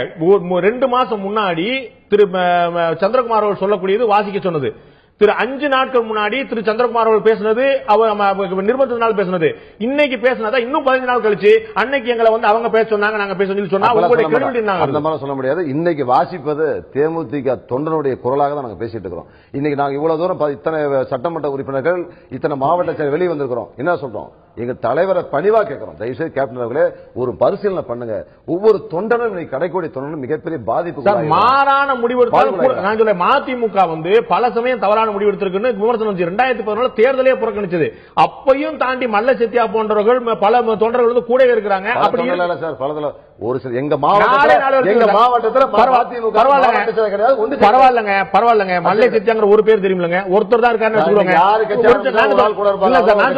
என்னுடைய கேள்வி வேற, ஒரே நபரே 4 நபரே 10 இருந்தாலும் கூட இருக்கிறவர்கள் பேர் தொண்டர்களா? ஆதாயம் கிடைக்காது ஓடி போற தொண்டர்களா? ஆதாயம் என்று என்ன பேச்சுக்கு இடம் கிடையாது. ஒட்டுமொத்த தொண்டருடைய மனக்குமரல் தான் நீ வெளிப்பாடு. நான் சொல்றது தவறான முடிவே எடுத்திருக்கட்டும் நான் சொல்றேன். அவர் விஜயகாந்த் சொல்றேன் இந்த முடிவு எடுப்பது இந்த கருத்து இல்லையா? நாங்க அதுக்கு 10 நாள் வெயிட் பண்ணாங்களே, 10 நாள் வெயிட் பண்ணுங்க. எங்களை யாரையும் கூப்பிடல, மாவட்ட செயலாளர் அட்லீஸ்ட் கூப்பிட்டு விவாதம் பண்ணுங்க. நான் கெஞ்சன் அவர்கிட்ட முடிவு அறிவித்த பிறகு மாவட்ட செயலாளர் அட்லீஸ்ட் மாவட்ட செயலாளர் கொடுத்து விவாதம் பண்ணுங்க. நீ கூட்டணி அறிவி எந்த கூட்டணி தலைவர் அறிவித்தாலும் அது இன்முகத்தோடு ஏற்றுக்கொள்ளக்கூடியவங்க நாங்கள். அவருக்கு மாற்று கிடையாது. சொல்றோம் குறைந்தபட்ச ஜனநாயகம் ஒரு மாவட்ட கூட்டு இதுதான் முடிவு பண்ணிக்கிறேன். நீங்களாம் நாம் சிஎம்மா வந்து கட்சி ஆரம்பிச்சோம், உங்களுக்கு என்ன அதுதான் இந்த கூட்டணிக்கு போக போறேன், நீங்களாம் ஆதரவு கொடுக்க வேண்டும் என்று ஒரு கூட்டம் போட்டு சொல்லியிருந்தாருன்னா உடனே கண்ணமுடி இன்னைக்கு விவாதத்துல பார்த்திபன் உட்கார்ந்து இருக்கிறாரு, சந்திரகுமார் வராரு, ஊர்ல எல்லாரும் பேசுறாங்க. நீங்க கட்சி ஆரம்பிச்சு 10 வருஷமா ஒரு நாள் கூட ஒரு விவாதத்துல கூட ஒரு கூட அன்னைக்கு கருத்து சுதந்திரம் இல்லன்னு ஃபீலிங் வரல. அன்னைக்கு கருத்து குட்டி கட்சிக்காரங்க பேசுறாங்க, நான் ஏன் பேசக்கூடாது? அன்னைக்கு நீங்க கருத்து சுதந்திரத்துக்கா போராடாம இன்னைக்கு வந்து கருத்து சுதந்திரம் பேசுறீங்க.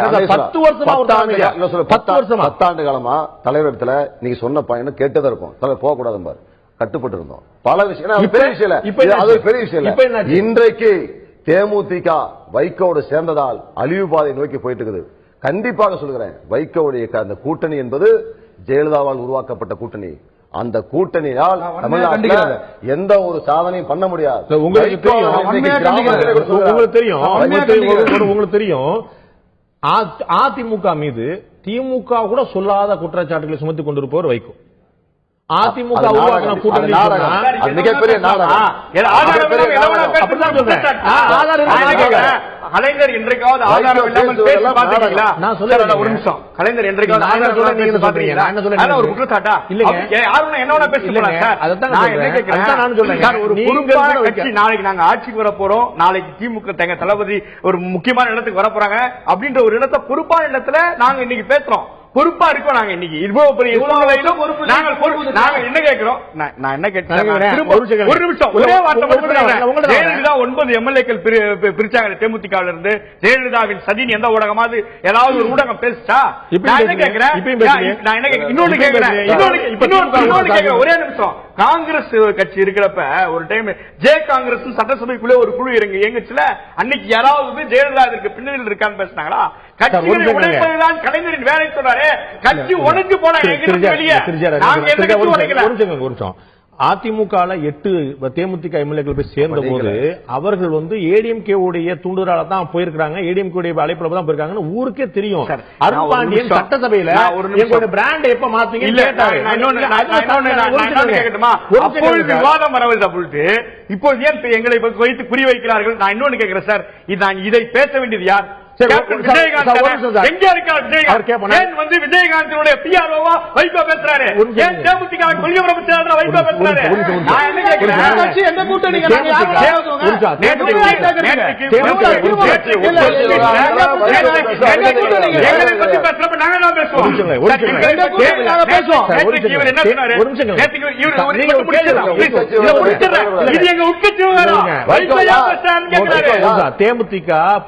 தேமுதிக இவங்க எல்லாம் பேசின போது விஜயகாந்த் எங்க போனான்னு கேட்டீங்க இல்லையா? விஜயகாந்த் நேத்து இவங்க எல்லாரும் நீக்கிட்டார்.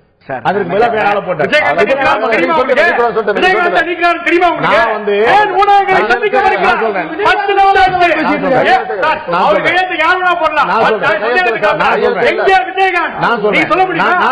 திமுக தலைமை நிலையத்தில் வரக்கூடிய அறிக்கைகள் எல்லாம் திமுக தலைவர் நான் நம்புகிறேன். அதே ஒரு விஜயகாந்த் கையெழுத்து வருவதெல்லாம் விஜயகாந்த் தான். எங்கள் தலைவர் காலையில் அலுவலகத்துக்கு வருகிறார், எங்கள் தலைவர் மாலையில் அலுவலகத்துக்கு வருகிறார், எங்கள் தளபதி அறிவாலயத்திலே 5 மணி நேரம் இருக்கிறார். எங்க விஜயகாந்த் சார் உங்களுக்கு ஒர்க்கிங் செல் அப்படி சொல்ல முடியாது. இவ்வளவு பெரிய கொந்தளிப்பு இருக்கின்ற பொழுது ஏன் இவர் தானா சூமோட்டாவா இவ்வளவு பெரிய பிரஸ் மீட்டை புட்டி இவர் பேசுறாரு? இதை விஜயகாந்த் சொல்றேன், எங்க மேல குற்றச்சாட்டை நாங்கள் பதில் சொல்லுகிறோம்.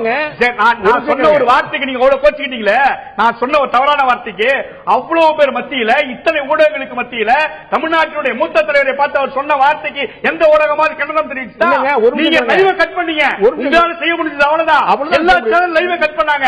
அவர் பேசுறது ஆதாரம் எல்லாம் பேசுறாருன்னு நாங்க என்ன கேட்கிறோம்? ஒரு நிமிஷம் கேளுங்க. இன்னைக்கு வைகோ எங்கெங்கெல்லாம் போறாரோ அங்கெங்கெல்லாம் 1500 கோடி ரூபாய் பற்றி கேட்கப்படுகிறது. இவ்வளவுதான் ஊடகம் செய்ய முடியும். நாங்க வந்து போய் வழக்கு போட்டு நாங்க சண்டை போட முடியாது. we are not a political party.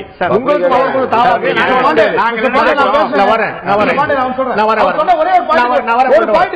நான் வரேன். கேப்டன் விஜயகாந்த் வச்சுக்கிட்டு நான் வரேன். வைகோ அவர் ராதாகிருஷ்ணன் கேட்க ஒரு நிமிஷம். திரு ஜெயராஜ் அவர்கள் கேட்கறதுல அரசியல் இருக்கு அப்படின்னு நம்ம விமர்சனம் பண்ணாலும் இயல்புல ஒரு பார்வை என்னன்னா, 8 சட்டமன்ற உறுப்பினர்கள் அதிமுக பக்கம் போன போது தேமுதிக தலைமை வாயை திறக்கல. அவங்களுக்கு எல்லாம் வந்து அவங்க பதவி நீக்கப்பட்டாங்க சொல்லிட்டு முடிச்சாங்க. இப்ப வந்து சந்திரகுமார் ரத்னவள்ளி வந்திருக்கும் போது இதுல வந்து ஆமா இல்ல இவர்கள் சேர்த்து தப்புன்னு சொல்லி சொல்ல அவர்கள் நீக்கப்பட்டாலும் வேற ஆள் போடப்படாது. இப்படி ஒரு கனத்தமான ஒரு பக்கத்துல வர்றது என்ன மாதிரியான பொலிட்டிக்கல் ஸ்டைல்? அதிமுக இந்த மாதிரி நம்ம பார்த்திருக்கோம். நம்ம ஒரு மாவட்ட செயலாளரோ ஒரு அமைச்சரோ நீக்கப்பட்ட போது அவங்க வந்து விளக்கம் சொல்றது இல்ல, நம்ம புரிந்து கொள்றோம். அப்படிதான் நடந்திருக்காங்க. அதே போல தேமுதிக வந்துட்டு இருக்கு அப்படின்னா இது வந்து ஒரு புரிந்து கொள்ளக்கூடிய ஒரு பொலிட்டிக்கல் ஸ்டைலா இல்லாட்டி இது வந்து ஒரு ஏற்றுக்கொள்ள முடியாத விஷயமா? இப்ப வந்து தேமுதிக தலைமை அவர் சுதீஷோ பிரேமலதாவோ விஜயகாந்தோ நேரடியாக அவர் சொல்லணும் கட்டாயம் ஏதாவது இருக்குதா? நிச்சயமா அந்த கட்டாயம் கிடையாது. யாருக்கு விளக்கணும்னா கட்சிக்காரனுக்கு விளக்கணும் என்ற ஒரு கட்டாயம் மட்டும் தான் இருக்கிறது. அதுக்காக விஜயகாந்த் இன்றைக்கு கூட சந்தித்திருக்கிறார். தன்னை வந்து மாவட்ட அதிகாரிகளை அவர் சந்தித்திருக்கிறார் இன்னைக்கு. அதுலயும் இன்றைக்கு வந்து 8 பேர் வரவில்லை. அந்த 8 பேர் தான் மறுபடியும் வெளியேறதாக ஒரு தகவல் இருக்கிறது. என்னோட கேள்வி இல்ல அவரவர் விருப்பம். கேள்வி நான் ஸ்டாலினை பத்தி கூட கேட்கலாம். அவருக்கு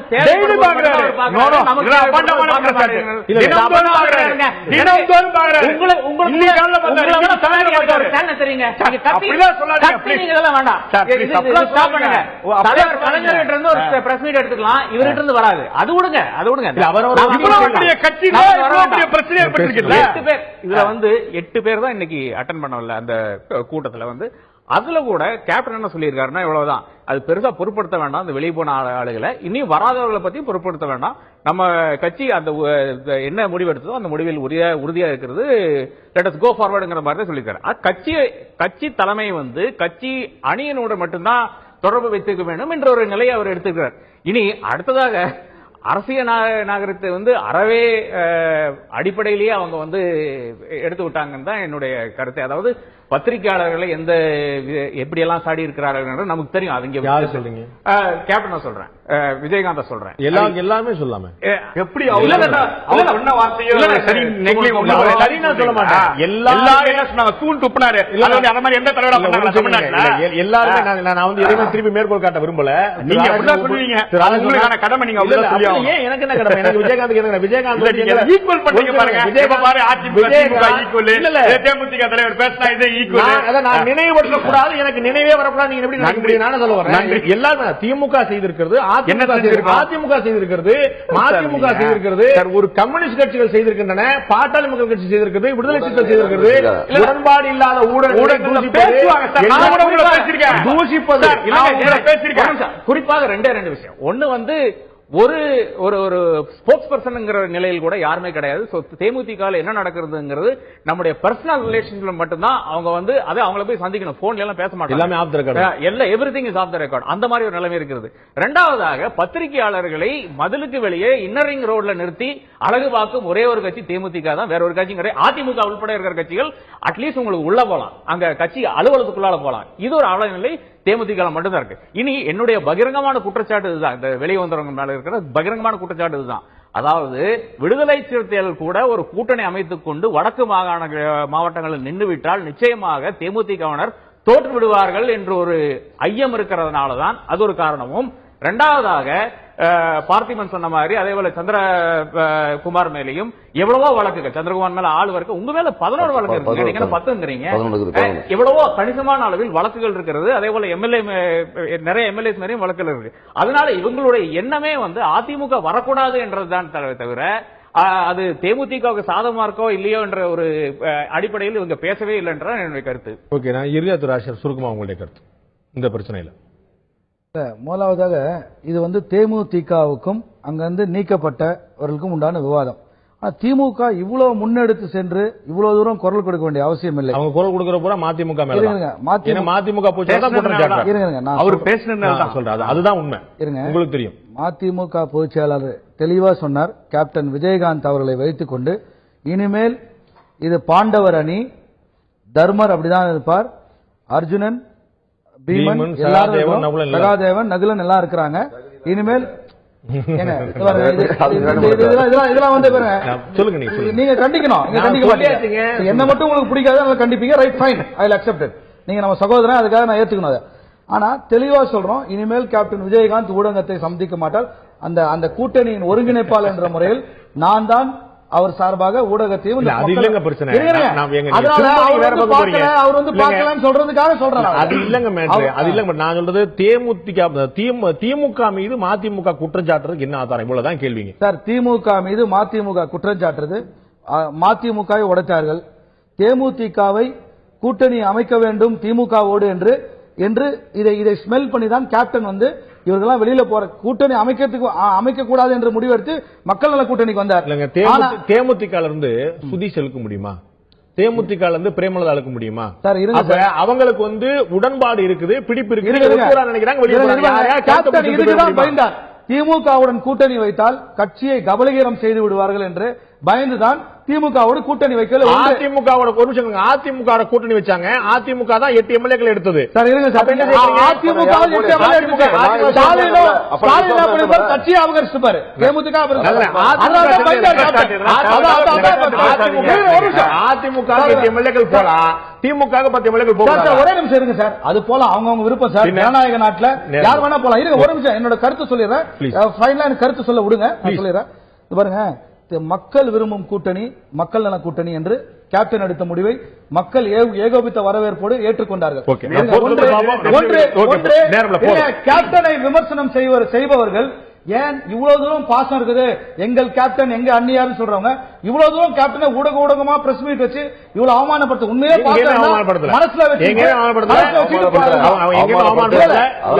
விஜயகாந்துடைய தேமுதிகவிலிருந்து ஒரு பெரிய ஒரு முக்கியமான பிரமுகர்கள் நிறைய பெரிய அளவில் வெளிவந்திருக்கிறார்கள். இதற்கு முன்னால் பல கட்சிகள் இது போன்ற பல பிளவுகளை சந்தித்திருக்கின்றன. ஏற்கனவே சொன்னது போல அதிமுக உருவாயிருக்கிறது, திமுக மதிமுக உருவாயிருக்கிறது, பல மாவட்ட செயலாளர் உட்பட பலர் வெளியேறியிருக்கிறார்கள். என்ன மாதிரியான நிகழ்வு நடக்கும்? இந்த தேர்தல் 2016 மே மாதம் 16ஆம் தேதி நடக்கக்கூடிய தேர்தலில் இந்த தேமுதிக ஏற்படக்கூடிய பிளவு இவர்கள் திமுக பக்கம் போவார்கள் என்று அதிகமாக பேசப்படுகிறது. தனி அணியாக போகிறார்களா அல்லது கட்சியில் ஐக்கியமாக போகிறார்களா, அவருக்கு ஏதேனும் பதவிகளுக்கான வாக்குறுதி கொடுக்கப்படுமா, இல்லாட்டி திமுக சேராம வேற ஏதேனும் முடிவெடுக்க போகிறார்களா என்பது பொறுத்து பார்க்க வேண்டிய விஷயம். இது தேமுதிகவுக்கு எந்த அளவுக்கு வாக்கு அளவில் ஒரு பாதிப்பை ஏற்படுத்தும்? $1 மில்லியன் கேள்வி பதில் தேட முயற்சிப்போம். இந்த நிகழ்ச்சியில் கலந்து கொண்ட கருத்து அனைவருக்கும் நன்றி. பார்த்த உங்களுக்கும் நன்றி நண்பர்களே. மீண்டும் இன்னொரு நிகழ்ச்சியில் சந்திப்போம். அதுவரை நன்றி, வணக்கம்.